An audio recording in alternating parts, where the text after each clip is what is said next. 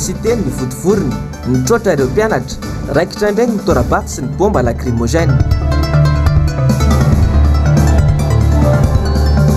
Spatute Akatso manome valambe fapolora amahana ny olana.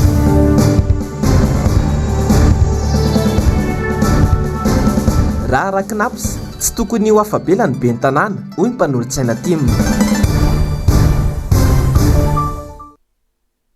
Ankafaliana sy ampitiavana indray tompoko lasy sy tompoko vavy iny tsy diako no tokantranao no sady hiara-bakanao amin'ity hariva ity tonga sondrainao atao anatin'ny fampalalam-bavao ny fahitalavitry ny MBS koa dia manasanao ampanajana sy ampitiavana tena koa anaraka ny vavao hatramin'ny farany. Araka ny rahantsika atao anatin'ny lohatenim-bavao teo dia nanantanteraka fitokonana indray ireo mpianatra eny amin'ny université ny polytechnique ny vodivorona tamin'ity androany ity.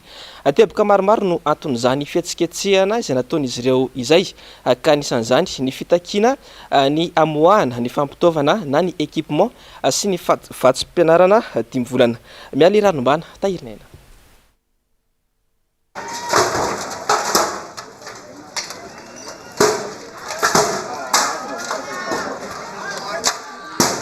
Torabato sakiato sy fandefasana baoma mandatsatra ranomaso. Izay indray ny zava-nisy tety amin'ny Université Polytechnique Vodivorona androany nanonga tamin'ny fitory sy sasany maraina. Tesitra ireo mpianatra noho ny fampiadina nataona olona ambony azy ireo sy ny mbola tsy namoahana ny fampitaovana sy ny vatsim-pianarana. Nanomboka tamin'ny andora sasany maraina no niazo ny tetezana sy nametraka sakan'andalana ireo mpianatra ka tsy nisy afaka nandeha ireo fiara. Ny gadona tena nitoekana ireo mpitandron'ny filaminana taorian'izay nandrava sy nandroaka azy ireo hiverina any amin'ny faritry ny université. Nanomboka teo no raikitra ny torabato tsankiato nataon'ireo mpianatra sy ny fandefasana baoma mandatsatra ranomaso ary nitifitra tamin'ny alalan'ny balafingotra nataon'ireo mpitandron'ny filaminana izay nandratrana mpianatra manodidina ny 4 sy zandary. Ninina anakorontana sy nampiadiana trano no samy mpianatra mba ho varimbariana sy saraka tsy ampisehoniery hoe ahafahana mitaky ny zony, izany hoe ho an'ny tombotsoan'olombitsy sy entina anakorotanana ny aty anatin'ny sosialin'ny mpianatra. Natao zany izay andrava ny fifampitokisana eo anivon'ny filohanay sy ny mpianatra. Izany hoe ny filoha no mahatarika ny mpianatra dia ireo no ny sibleny zareo dia natao izay tsy ampitenitsona ny filohanay dia nefa mampiseho ny mpianatra hoe na natao an'izany ary ny filohanay dia mbola vonona izay amondrona hery foana ary tsy miemotra fa mandroso hatrany. Inina sarotan'andro manalina ny fizarana ny vatsim-pianarana sy ny fampitaovana ho an'ny mpianatra. Izany hoe ny carte hipoketra tompoko efa tokony ho tamin'ny herintaona ny voan'ny zavatra iny dia natao izay nahataran'ilay izy dia voiny foany ny ankizy mangataka dia iny no andrebirebena ny saina hoe misy an'izao atao fa ajanona zavatra ataon'ny lisany dia nefa n'izay zavatra ataony izay tsy ao akory ilay tena fitakian'ny mpianatra hoe carte tsisy vola ilay omeny. Dia mahakasika ihany koa ny digitalisation. Ny digitalisation ny première année no nanao inscription voalohany no soratra anarana tety voalohany ny taona voalohany dia nefany izy ireo indray no farany indrindra zay vao navita digitalisation dia izay zavatra izay niteraka fikorotanana tety anivon'ny fampandehanana ny fampianarana tety amin'ny mpianatra zany satria teraka savorivory hoe manahoana kosa ny zoanay no lasa ohatran'izany ilay izy. Malitsaka ny volana fahadimy izao ireo mpianatra saingy tsy mbola nivoaka ihany araka ny fanarahana sy ny nampanantenaina ny fampitaovana sy ny vatsim-pianaran'izy ireo. Efa mihatraikany anaty vilanin'izy ireo ny fahasahiranana antony anaovan'izy ireo ny fitakiana sakiato.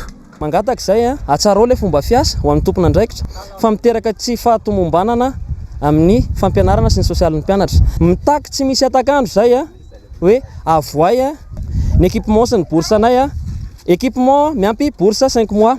Lasa zanak'ala hafa ny mpianatra ety anivon'ny sekoly ambony polytechnique. Inona ny antony?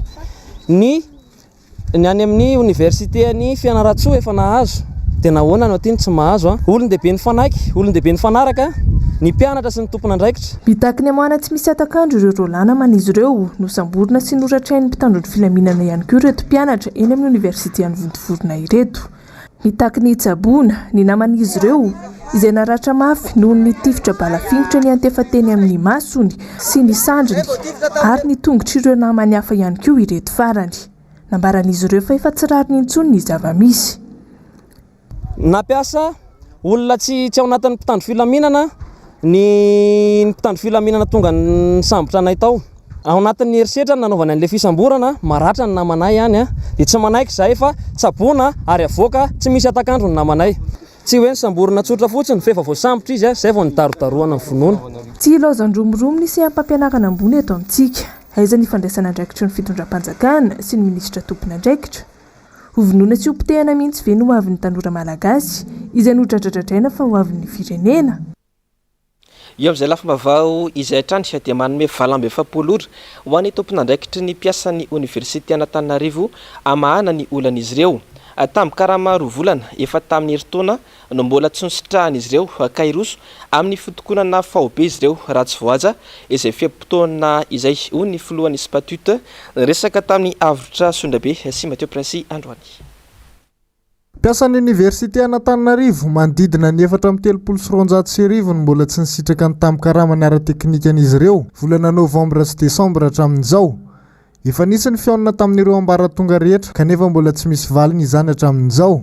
Tamin'ny karama izay mitetina 2 alina sy 3 hetsy ariary araka ny didiny voaka ny 12 novambra 2024. Milaza ny anatanteraka fitokonana izy ireo araka ny tapaka nandritra ny fivoriana nataony maraina teo rehefa tsy misy valiny ao anatin'ny fempotoana voatondro izany.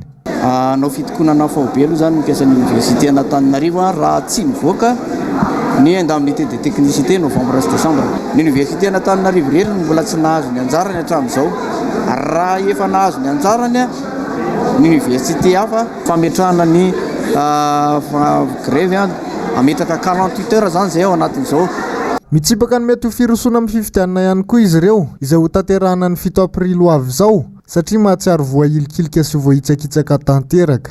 Anehoana hevitra ihany koa mahakasika ny lalàna mikasika ny fifidianana izay aminay mpiasan'ny oniversité zany hitanay ilay izy fa fanambanina tanteraka ny mpiasan'ny oniversité rehetra manerana Madagasikara.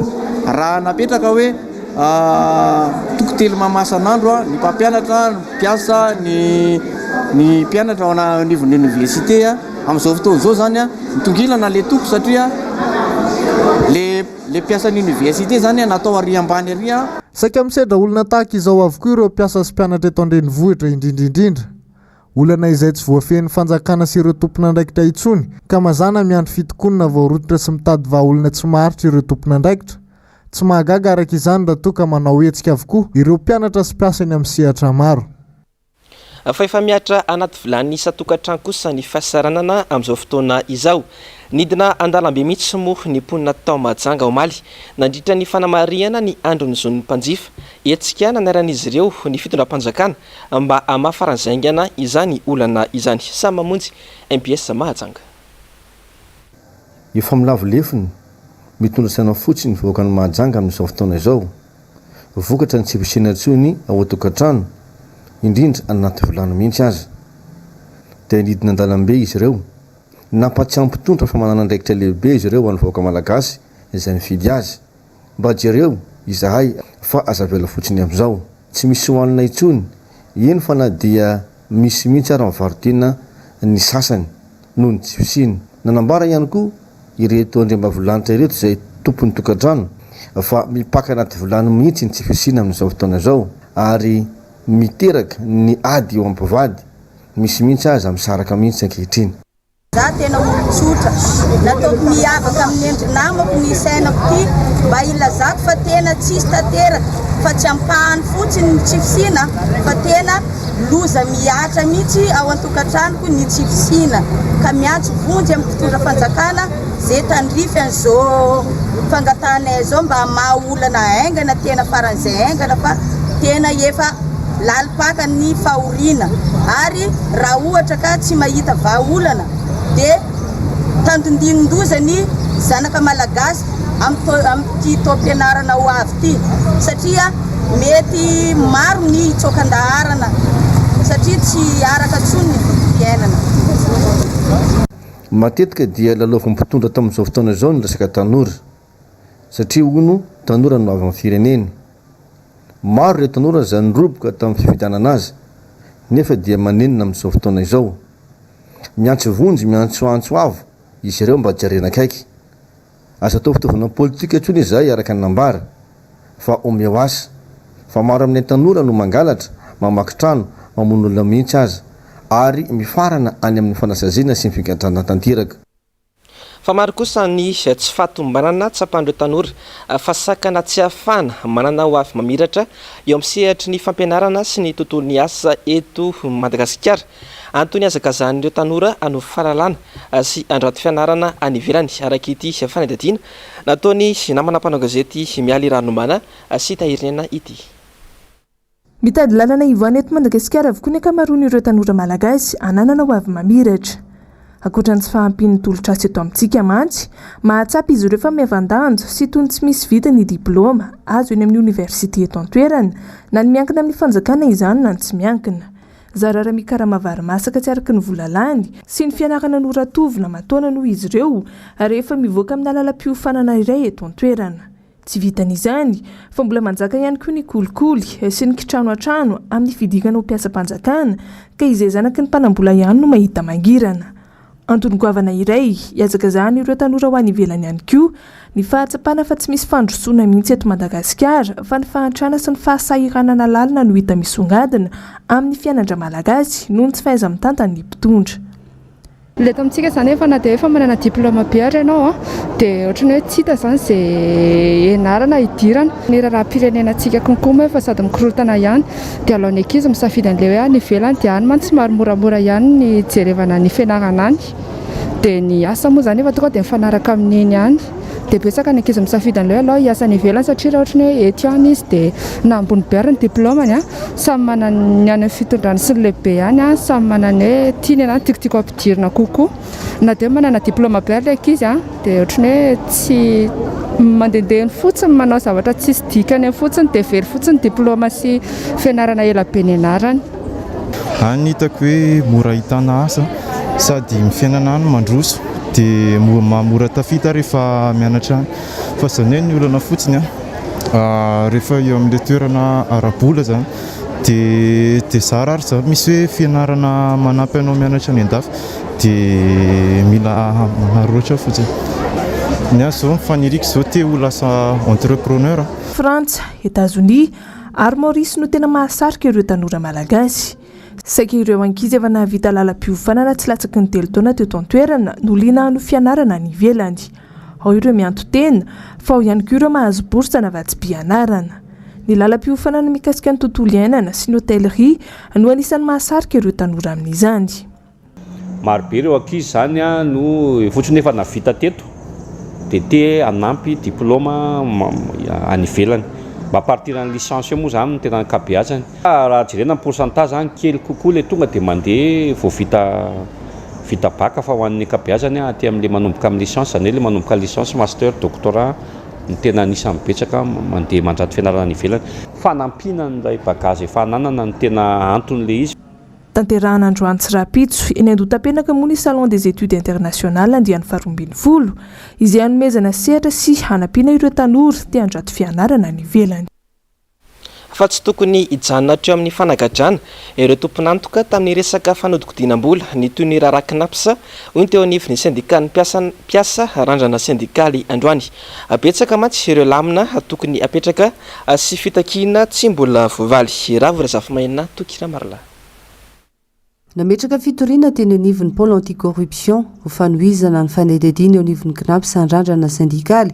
Misy 2.2 ireo antony izany ka anisany fampindramam-bola manodidina 2.2 miliara ariary ny commune Antananarivo renivohitra nomeny KNAPS. Ny mbola amoahany tompona andraikitra vola anatin'ny sampandraraha ity ny fampiasana tsy aradrary ny latsakemboka ireo mpiasa sy ny maro hafa. Dia enay zany satria fa nandeha ny taratasy famahana an'ilay izy hoe avoay zany fanapahan-kevitra mbola tsy mivoaka dia androany izay atao amin'ny randrana sindikaly zany nametraka ny fitoriana. Tena fitoriana mihitsy zany ny mpikambana rehetra ao anatin'ny filakebitatanan'ny KNAPS sy ny tale jeneraly amin'ireo antony maro be fandany ny eritreretina hoe fandanidanimpona famoaham-bola izay tsy mazava tao anatin'io KNAPS io. Ilazana amintsika zany hoe reny resaka momba ny resaka arrestation amin'izao fotoana ireo mbola antony ray fotsiny reny.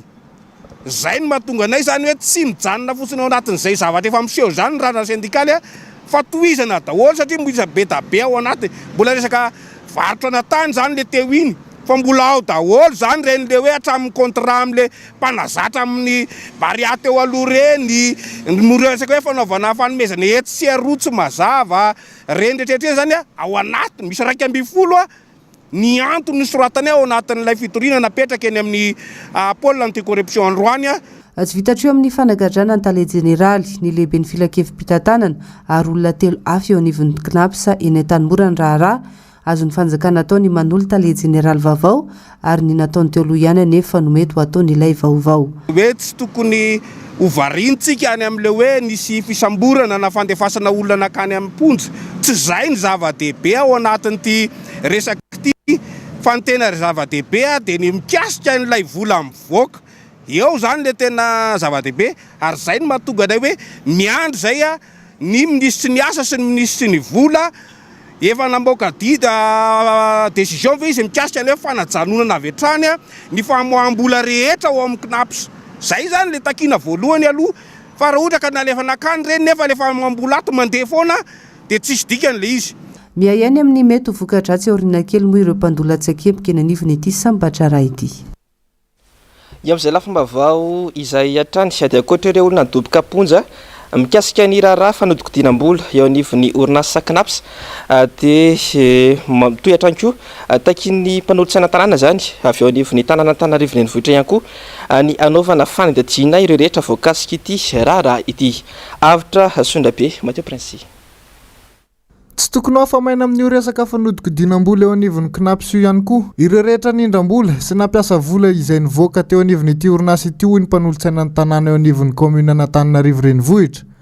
Anisan'izany be ny tanàna Antananarivo renivohitra izay nindram-bola mitetina 2.5 miliara ariary teo amin'ny KNAPS voalaza ividianana ny Easy Park kanefa tsy nandalo teo anivon'ny filakevitry ny tanàna akory. Miomby peo sy miray hevitra tanteraka amin'ireo mpandola-tsakemboka rehetra eo anivon'ny KNAPS izay tsy manaiky an'izao zavatra izao ary mampiaka-peo ny amin'ny hoe ampiaro ny sazy sy ny lalàna izay mifanaraka amin'izany ireo olona nanodikodina an'izany vola. Dia mipetraka ny fanontaniana ary mino fa tsy zarery fa be dia be ny manontany hoe ary ahoana zany momba an'ireo olona izay nindram-bola. Eto mantsy ilay mpanome ny resaka eto fa tsy nandehandeha ho azy fa matoa nisy mpanome dia nisy nomena tao ary aiza ho aiza satria nilazainay mazava fa na ny fangarahara nangalana 2.5 miliara ariary azy izay lazaina fa ividianana ny Easy Park hatreto aloha za manokana ny masoko tsy mbola nahita hoe ty misy pièce de caisse na zavatra manam-pirofo fa tena novidiana ary narotsaka tany amin'ny Easy Park marina raha misy zany dia alefaso ny pirofo mba tsy hahafahantsika miteny hoe nakaiza fa hatreto tsy mazava.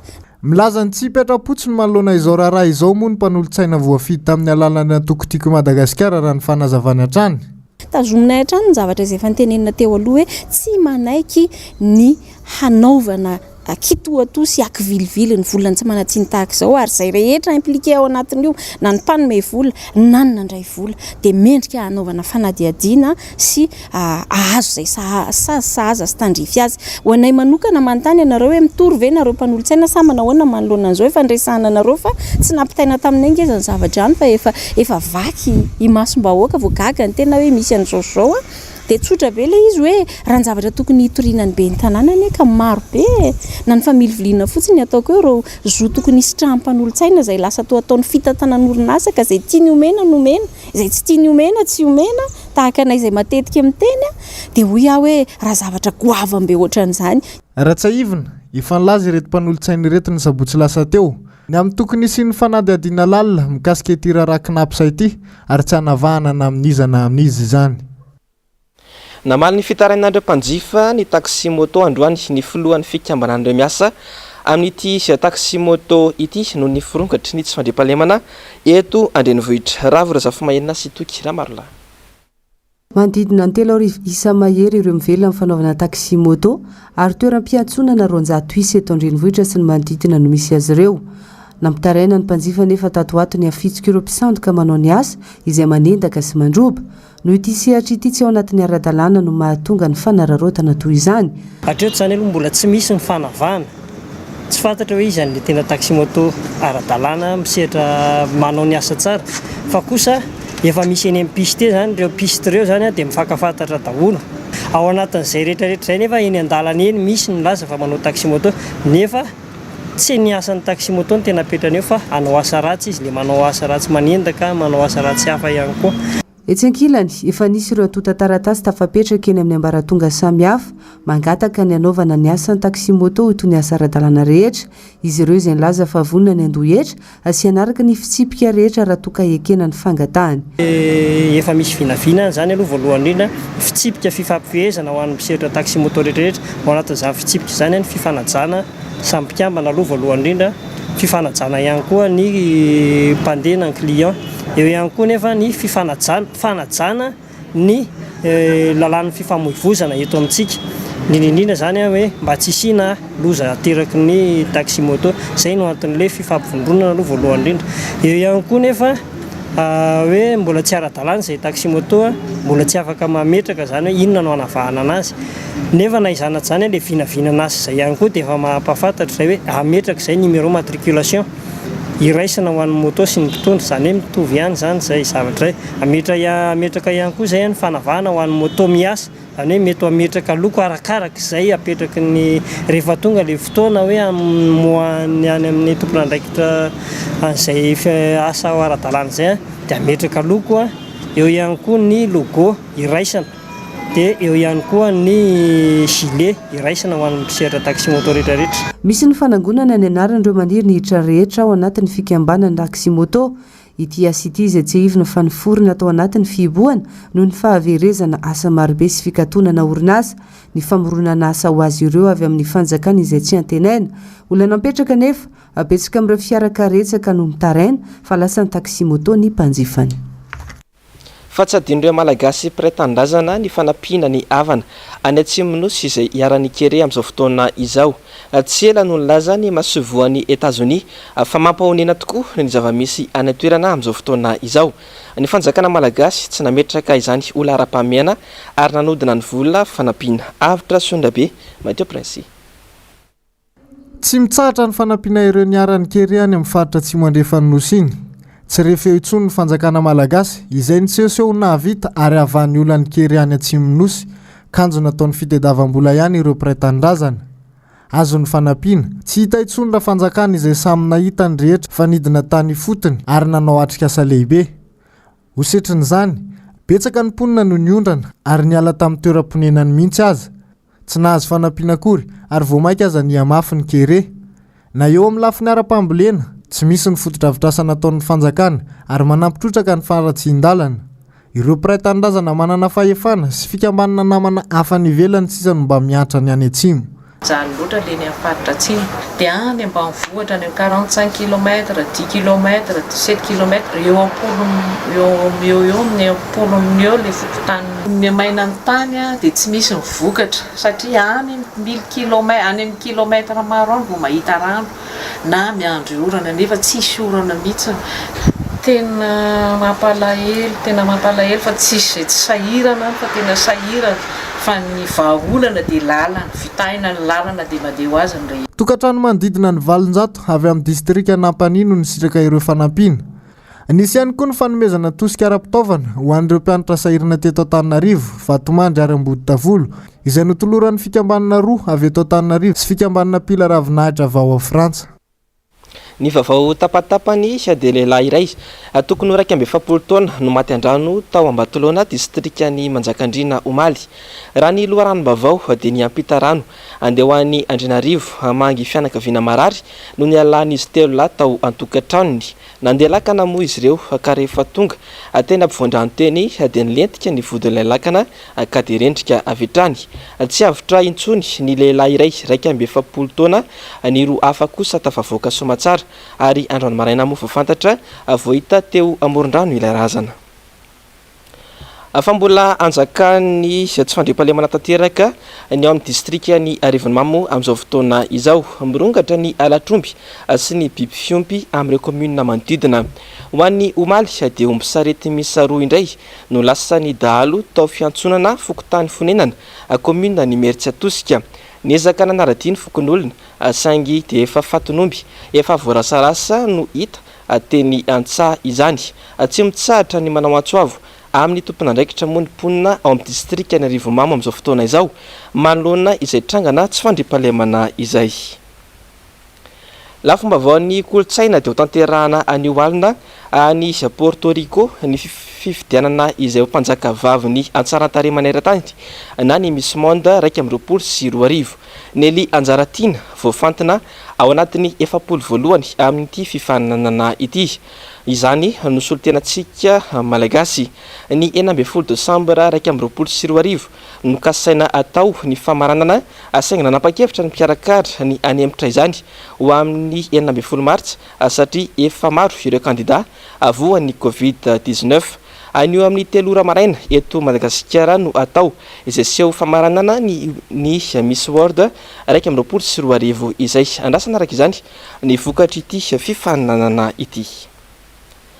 Ny vaovao maresaka iraisam-pirenena dia mivoaka trano kosa ny ady eo amin'ny Ukraine sy Russia amin'izao fotoana izao. Mitombo isan'andro ny fahavoazana ho an'ny Ukraine satria mitoy ny daroka bomba ataon'ny Russia.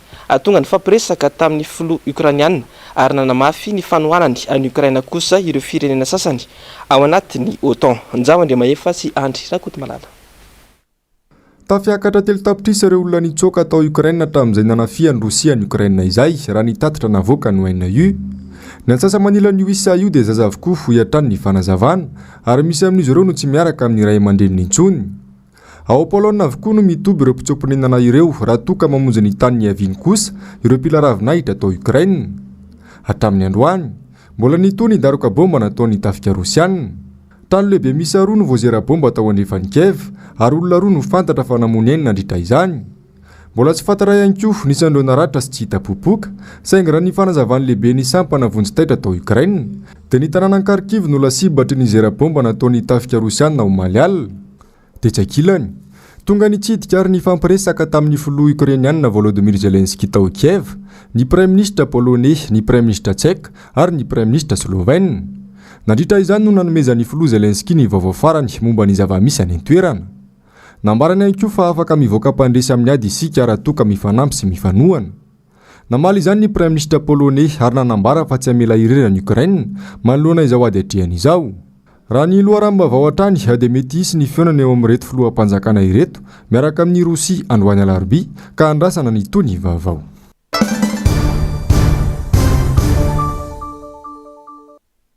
Ela ny ela fateraka ihany ny gouvernemanta vaovao saritsary ny any ny fanovana ary hita fa tsy manana olombavao azo nitokisana intsony Ian Rajoelina raha ny firafitry ny gouvernemanta vaovao nivoaka androany hariva no jerena. Ny antsipria izay avy hatrany ary eo amin'ny sary asindratsany Andry Rakoto Malala. Mbola itsay Christian ihany no lehibe ny gouvernemanta vaovao ankehitriny raha nivoaka ny hariva teo. Tsisy fiovana araka izany ny lafin'ny fampandrosoana sy ny fitantanana izay efa mamohitra hatramin'ny siny ity fitondrana Andry Rajoelina ity. Toerana ministra sivy no nahita mpiovany. Misy ministra tamin'ny gouvernemanta teo aloha no nomena toerana. Misy ministra niteraka resabe tamin'ny tsy fahafehezana ny asany no naverina tamin'ny toerana no sahany teo aloha. Gouvernoran'ny faritra no nomena toerana ho ministra. Ireto avy ary ireo ministra vaovao ireo.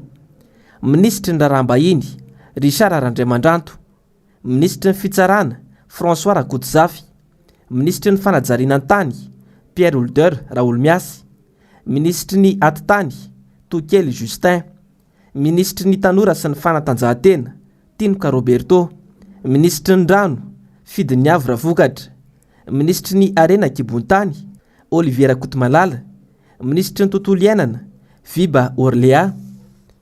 Mbola maneho ny tsy fahamatorany sy ny tsy fahafehezany fitantanana ny firenena hatrany ny mpitondra misy ankehitriny raha izao zava-mitranga izao no jerena. Tsy fiovana no hita fa saritsarina fikitihana fotsiny ihany. Raha ity gouvernemanta mitsangana ity dia tsy misy azo antenana mihitsy araka ny efa nambaran'ny mpanohitra hatramin'izay. Ny lehibe mihitsy i Andry Rajoelina izay efa tsy nafehy ity andraiky n'ity hatrany no mbola mitarika azy ankehitriny. Hita taratra hatrany ihany koa ny fisiny ny kitrano an-trano sy ny tsindry izay mbola azondreo ministra sasan-toerana na dia efa hita fa tsy manana ny fahalalana sitrakefa amin'ny asa izay asahany akory aza. noresana tao anatin'ny fandarana miara-manonjy androany ny momba an'ireo velirano nataon'ny filohan'ny repoblika nandritra ny fampelezan-kevitra nefa zararany misy tanteraka telo taona mahery kely antioarina mijano fampanantenana fotsiny ihany ireny velirano natao taloha ny fifidianana ireny fa ankoatr'izay dia ny namafy ny amin'ny tsy maintsy irosona amin'ny fanaovana refonte ny lesy mpifidianana ihany koa ny filohan'ny vondrona parlementaire ny antokotima tao anatin'ny fandarana miara-manonja tamin'ity androany ity onjalalaina raha naivomanana sy manora ndray malala fampanantenana pokatetrano no nataon'ity fitondrana ity makasika ny fanatanterahana ny velirano na mpanantenana ny vahoaka nandritry ny fampelezan-kevitra eritaona mahery kely tsy ataperany fitaom-piasan'ny filoham-pirenena Andrejoel zara fa misy tanteraka ireny fampanantenana nataony ireny na ny UM izay targetra ny fitondram-panjakana dia mbola tsy mandeha hatramin'izao promesse présidentielle izay ny lokalokana ohatra ny any amin'ny faritra ohatra mangory fotsiny Ambatondrazaka tao mitovy amin'ny Paris ny Amparafaravola distrikako izay ny aviko ny tanora rehetra ozy président mambahoaka dia omena tanimbary 10 hektara avy asina 4x4 mandeha any anaty rano asina hélicoptère ao amin'ny distrikako ao omena hélicoptère anankiroa dia ndray apetraka Ambohitrarivo dia ndray apetraka any Tanambe ka misy hélicoptère any présent izay resaka zay dia bala hoasy fotsiny izany hoe tiako tenenina zany bala hoasy zany resaka promesse d'Ivronne nolanina tamin'ny fanaovana foto-drafitrasa tsy lahara-pameana akory ny vola tokony hafana manatsara ny sosialim-bahoaka ka tsy magaga raha latsaka katerena toy izao ny firenena nandritra izay 3 taona mahery izay ireny foto-drafitrasa natsangana ireny izay nentin'ny mpitondra hebebona fotsiny ihany fa tsy mitondra vokatra tsara ho amin'ny Madagasikara akory niakatra teo ny président dia nanao velirano mbola tsy nisy nanao ny zavatra nataoko nandritra ny 80 taona dia inona nataony vao tonga teo izy dia somary nametraka rafitra kely nataony ny chef de région ny izany natao fa gouverneur anao an'ity asa ty zavatra tsisy nanao hatramin'ny 80 taona anao terrain synthétique na asina terrain synthétique daholo ny maromaro tsisy napidiboly reny nefa fandaniny-bola be nataony colisée teny anaty rovo ngany colisée moa nandanina vola amina miliary reny tsy napiditra ankeny colisée tsy napiditra io ndray tonga ny téléphérique zany rehetrarehetra zany le hoe tiany atao tsisy nanao hatramin'ny 80 taona lasa zay fa ny président rehetra teo aloha rehefa nanao zavatra fandanimbola oatra reny vola mampidibola ary mampitombo ny ambainday ny toe-karena malagasy akoatr'izay nanamafy hatrany ny filohan'ny vondrona parlementaire ny Antokotima mandroany fa efa voafaritry ny lalàna ny fanaovana refonte ny lisy mpifidianana ka tokony ataon'ny CENI izany raha nanodikodina ry zareo teo anivon'ny CENI hoe mbola préparatif lava be izany tsy misy ny vola am-pelantanana mbola mila fotoana maro zany asanareo dia taterao fa ny lalàna no mametraka an'izay fa tsy izahy avaty amin'ny fanoherana nareo amin'ny CENI raisina ndraikitrareo miteraka olana ara-tsosialy maro eto amin'ny firenena ny tsy fahaiza-mitatam-pitondra raha ny zava-misy nojerena dia tsy mbola hita tao anatin'ny 80 taona ny fidangana ny vidim-pianana nandritra izay fotoana nitondran'ny filoham-pirenena Andrejoel izay ny fandarana Global News avy hatrany no arahinao aorin'izao fotoana ny fampilalambavao izao aorin'izay kosa ny fandarana Saila zao ary aorin'izay no anarainao ny horonan-tsary indray miseho mitondra lohateny hoe Marco Effect ny sampana fampilalambavao dia misaotranao nanaraka ny vavao hatramin'ny farany ary mametraka ny veloma mandra-pitafa ho amin'ny rampitso indray sy tompoko lasy sy tompoko vavy. Vena matopoka.